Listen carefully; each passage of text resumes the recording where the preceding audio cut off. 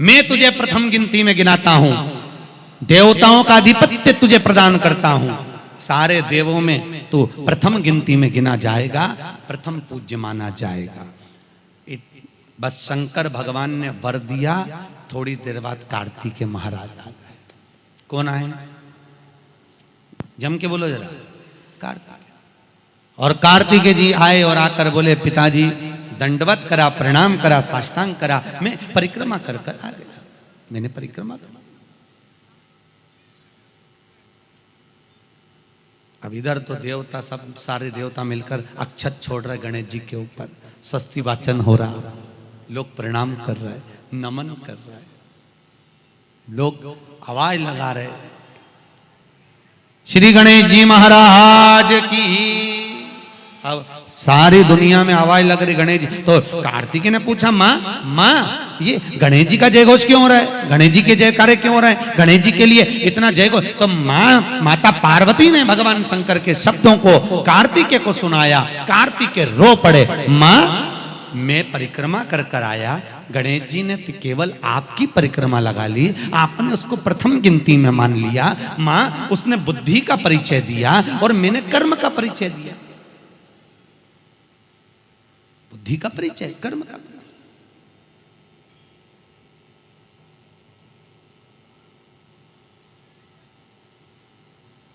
मैंने कर्म कर दिया। महाराज, व्यक्ति को उसके भाग्य का मिलता है कि कर्म का मिलता है? जल्दी बोलो। कर्म का। आपका क्या विचार है? ये लोग तो बहुत दूर बैठे हैं, इसलिए इनसे पूछ ही नहीं रही हूं। व्यक्ति को उसके भाग्य का मिलता है कि कर्म का मिलता है? पुरुषों से भी पूछने का मन है मेरा, भाऊ बोलो तो सही, कि उसके कर्म का मिलेगा कि भाग्य का मिलेगा? है दोनों का मिलेगा। मेरी माताएं जीजियां बिल्कुल सही कह रही है, दोनों का ही चाहिए। काय का भाग्य का और कर्म का, ये दो हैं।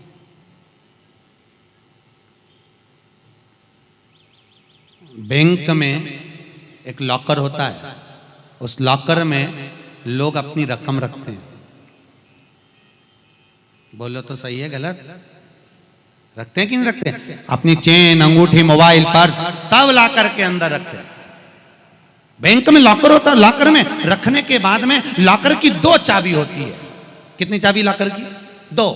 एक चाबी तुम्हारे पास, एक चाबी मैनेजर के पास। तुम्हारी चाबी कितनी भी लगा लो, जब तक मैनेजर की चाबी नहीं लगेगी तब तक वो लॉकर, अरे बोलो जम के, नहीं खुलेगी। और बैंक का मैनेजर कितनी भी चाबी लगा ले, लॉकर खुलेगा क्या? नहीं, तुम्हारी चाबी लगना जरूरी है। उसी तरह तुम्हारी चाबी है कर्म की चाबी, तुम कितनी भी घुमा लो पर वो ताला नहीं खुल सकता जब तक मैनेजर मेरा शंकर अपनी भाग्य की चाबी घुमा कर नहीं जाए। इसलिए तुम कर्म करो, भाग्य की चाबी मेरा भोलेनाथ घुमाएगा, और कब क्या दे जाए तुम्हें मालूम ही नहीं पड़ पाएगा। इसलिए चाबी दोनों होना चाहिए, एक भाग्य की, एक कर्म की। दो चाबी होंगी लॉकर खुलेगा, अगर एक चाबी लगी तो लॉकर नहीं खुलेगा। गणेश जी महाराज को भगवान कार्तिकेय महाराज बोल रहे हैं, माँ मैं कर्म करने गया था, मैं परिक्रमा करने गया था, और यहाँ गणेश जी महाराज को तुमने प्रथम गिनती में बना दिया। माँ ये क्या हुआ? माता पार्वती को गुस्सा तो बहुत आया, क्रोध भी आया, माँ पार्वती की आंख में अश्रु भी भर गए। महाराज आंसू है माता पार्वती के नयन, अश्रु।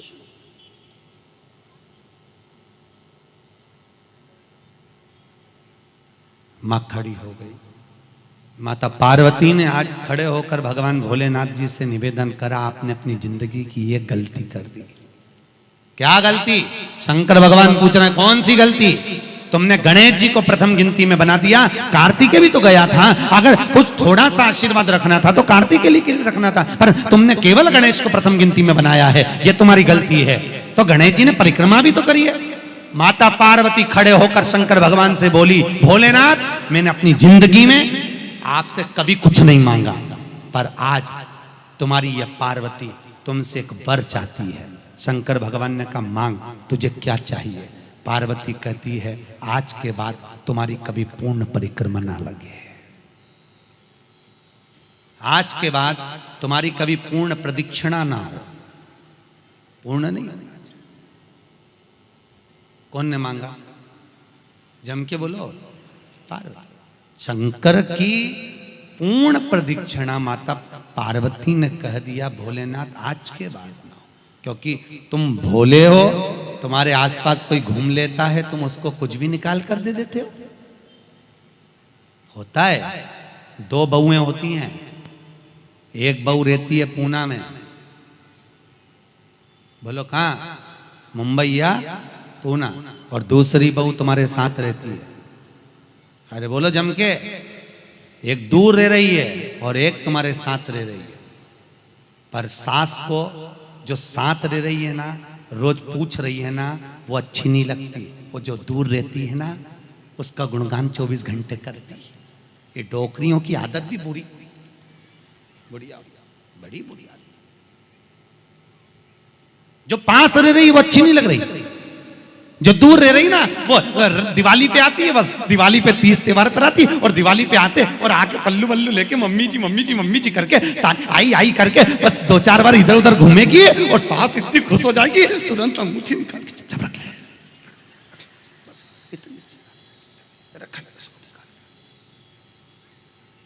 जो तुम्हारे पास में है वो बुरी लग रही है। वो चाय दे रही है, दूध दे रही है, बस बोलने में कभी कभी बोल देती है। अब बहुएं हैं बेचारी, हो जाता है।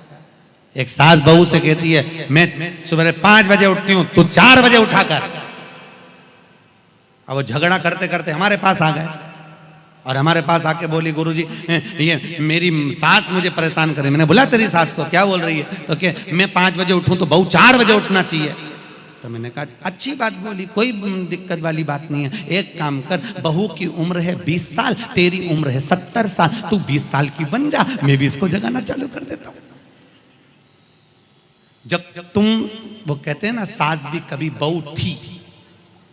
जब तुम बहू थे, तुम भी खूब अलमस्त चकाचक सोते थे, और तुम्हारी सास पहले उठती थी। बुढ़ापे में नींद नहीं आती जीजी, नहीं आती।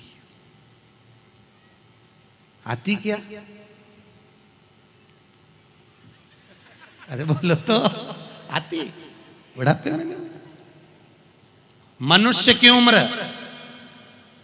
गधा की उम्र, कुत्ता की उम्र और उल्लू की उम्र बराबर थी। किस किस की? जम के बोलो। मनुष्य, गधा, कुत्ता, उल्लू। सबको पहचानती हो? ठीक है, सबकी उम्र बराबर है, 40-40 साल। मनुष्य पहले 40 साल का था, गधा 40 साल का था, कुत्ता 40 साल का था, उल्लू 40 साल का था। सबकी उम्र लेवल में बिल्कुल बराबर थी। भगवान क्या देर अंधेर कुछ ये ऊंचा नीचा लेवल अपने यहां चले, भगवान क्या नहीं चले। भगवान ने सबकी उम्र 40-40 साल रखी, सबकी उम्र 40। एक दिन गधा भगवान के पास में आया, और गधे ने भगवान से आकर कहा, अरे भोलेनाथ। भगवान शंकर ने पूछा, क्या हो गया? महाराज, हमारी उम्र 40 साल की दे दी, हम लोगों का बोझा ढोते रहे, लोगों का वजन ढोते रहे, महाराज हमारी उम्र बिल्कुल आधी कर दो, बिल्कुल आधी, हमें इतनी लंबी उम्र नहीं चाहिए। भगवान ने कहा, ठीक है गधा, आज से तू 20 साल का। गधा कितने साल का हो गया? अरे जम के बोलो, 20 साल का। थोड़ी देर बाद मनुष्य, आवाज सेट करो, मनुष्य, इको खत्म हो गया, डिले नहीं आ रहा, मनुष्य। और थोड़ी देर बाद में मनुष्य भगवान के पास पहुंचा, भोलेनाथ आगे वापस आगे मनुष्य पहुंचा, और भगवान के पास जाकर बोला, भोलेनाथ। भगवान शंकर ने पूछा, तुझे क्या हो गया? भोलेनाथ, 40 में मेरा क्या होगा प्रभु? भगवान ने कहा, गधे की बच्ची है, कितने साल बचे हैं? 20। मनुष्य कहा दे दो प्रभु, भगवान ने कल ले जा। कितने का हो गया? जम के बोलो 60 का। थोड़ी देर बाद कुत्ता आ गया। कुत्ता शंकर जी से बोला भोलेनाथ। शंकर भगवान ने पूछा तुझे क्या हो गया? महाराज 40 साल की उम्र दे दी, लोगों के दरवाजे पर बैठा रहूं, दरवाजे पे बैठकर झूठन चाटूं, दरवाजे पे बैठ कर रोटी खाऊं, दरवाजे पे दुम हिलाऊं और दरवाजे पे से चिल्लाऊं, महाराज मेरी उम्र कम कर दो। भगवान ने कहा ठीक है कुत्ता, आज से तू 20 साल। थोड़ी देर बाद मनुष्य फिर आ गया। भोलेनाथ 60 में क्या होगा? भगवान ने कहा कुत्ता की बच्ची है कि चल जाएगी, ले जा। कितने का हो गया? 80। थोड़ी देर बाद उल्लू आया। उल्लू ने आकर कहा भोलेनाथ। भगवान शंकर ने पूछा तुझे क्या हो गया? महाराज 40 साल की उम्र दे दी, रात रात भर जगता रहूं, पेड़ पे टंगा रहूं, रात रात भर मुझे नींद नहीं आती भोलेनाथ, मेरे को रात भर चौकीदारी करना पड़ती, रात भर पेड़ पे बैठा रहता हूं, रात भर वृक्ष पर बैठा रहता हूं, मेरी उम्र कम कर दो। भगवान ने कहा कितनी कम कर दो? बिल्कुल आधी कर दो। भगवान ने उल्लू की उम्र आधी कर दी। कितने साल का हो गया? 20 साल का। थोड़ी देर बाद मनुष्य आ गया। मनुष्य आकर बोला अरे भोलेनाथ। शंकर भगवान ने पूछा क्या हुआ? 80 में मेरा क्या होगा? भगवान ने कहा उल्लू की बच्ची है, चलेगी कि ले जा। कितने का हो गया? 100। अब तुम खुद देखो 40 वर्ष तक मनुष्य अपनी जिंदगी को सही जीता है। कितने साल? जम के बोलो जरा। 40 साल तक मनुष्य अपने जीवन को सही जीता है। खूब खाता, आराम से पचता, खूब डेंटिंग पेंटिंग सब चकाचक, कपड़े मपड़े सब जोरदार, रकम मकम सब पहने, खूब अच्छा लगे, क्योंकि 40 वर्ष की जिंदगी तुम्हारी है तो 40 साल तक मनुष्य अपने जीवन को सही जीता है। 40 के बाद किसकी लगी थी? जम के बोलो। गधे की। तो 40 से 60 तक मनुष्य गधे जैसा बोझा ढोता है। बच्चों को बड़ा करना है, शादी करना है, मायरा भरना है, परिवार को पालना है, तो बोझा ढो रहा है। जैसे गधा बोझा नहीं ढोता, ऐसे 60 तक बोझा ढोया। 60 के बाद उम्र किसकी लगी? कुत्ता की। जब 80 की उम्र में आता है तो कुत्ते को दरवाजे पे रखा जाता है। जब तुम्हारी 80 की उम्र होगी तो घर के लोग कुर्सी डाल के, खटिया पलंग दरवाजे के पास हॉल में बिठा देंगे, वहीं बैठे, और रोटी भी दरवाजे के पास, चाय भी दरवाजे के पास, क्योंकि कुत्ते को अंदर परमिशन नहीं है। और कोई भी मिलने आया तो वहीं से चिल्लाया, बहु, वहीं से आवाज लगा रहा, क्योंकि कुत्ते की उम्र लगी है। वहीं से अब कुत्ते के बाद में 80 के बाद 80 से 100 उल्लू की। डॉक्टर साहब क्या गई? डॉक्टर साहब मुझे रात में नींद नहीं आती। डॉक्टर साहब ने टेबलेट दे दी, नींद की गोली दे दी, डॉक्टर साहब ने इंजेक्शन लगा दिया। कितने भी अच्छे अच्छे डॉक्टर को दिखा लेना, पर 80 से 100 साल की जब उम्र होगी, डॉक्टर को क्या मालूम कि किसकी लग गई। शिव महापुराण कहती है 80 से 100 में कितनी भी दवाई खाओ, कितने भी इंजेक्शन लगवाओ, पर रात्रि को नींद नहीं आएगी। गोली खा भी लोगे तो रात के 1:30-2 बजे तक चकाचक सोएगी, 2 बजे के बाद उल्लू जैसी बैठी रहेगी। 2 बजे के बाद कितना भी खाओ, कितनी भी दवाई खाओ, कितने भी अच्छे डॉक्टर को दिखाओ, पर 80 से 100 में जाग रही। आधी रात को जागे, बहू के मम्मी सो नहीं रही, आई सोई नहीं, आई के मारे नींद ही नहीं आई। अब इसके कौन समझाए उल्लू की लगी, कौन समझाए इसके। 80 से 100। अपन तो सब कथा छोड़ो, अपन अपनी कथा पे आओ, चलो। महाराज तो जो बहुत दूर रहती है ना वो अच्छी लगती है, जो पास में रह रही दूर के ढोल सुहावन, ठीक नहीं है, श्रेष्ठ नहीं। भागवत ज्ञान गंगा यज्ञ समिति वालों, काय श्रेणी की कथा 10-15 मिनट ज्यादा हो जाए तो कोई दिक्कत तो ना है? हाँ, क्या विचार है तुम्हारा? नहीं, अगर खाना हो तो मैं तुम अक्षतम केसम कर दूं, मारे का ये मिर्ची का ठेसा तैयार, अपने कहीं कर। आमठी न चावल। आज तो खूब चक निपटा। अगला प्रश्न है, तो ये प्रदक्षिणा का प्रश्न। अगला प्रश्न, शिवलिंग की पूजा करने के लिए शिवलिंग को घर में कहां रखें? जहां तुम्हारी मर्जी हो। अब ये तो भगवान शंकर को पूजा घर में रखो ना, जहां पूजन होती है, जहां देवता बैठे हुए वहां रखो।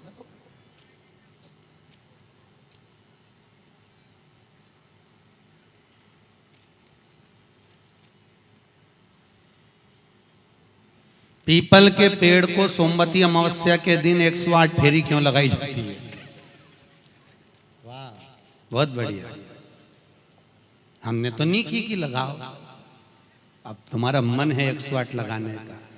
याद रखना, पीपल के वृक्ष की परिक्रमा करने से वैभव बढ़ता है, आंवले के वृक्ष की परिक्रमा करने से लक्ष्मी बढ़ती है।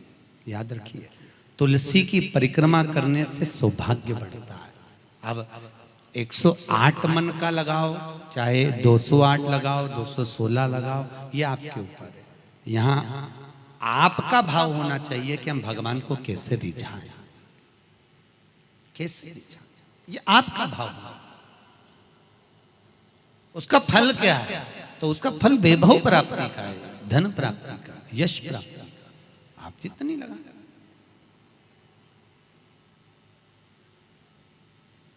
ऋषभदेव जी के पुत्र श्री भरत जी महाराज अपनी योनि से छूटे तो हिरण की योनि में गए।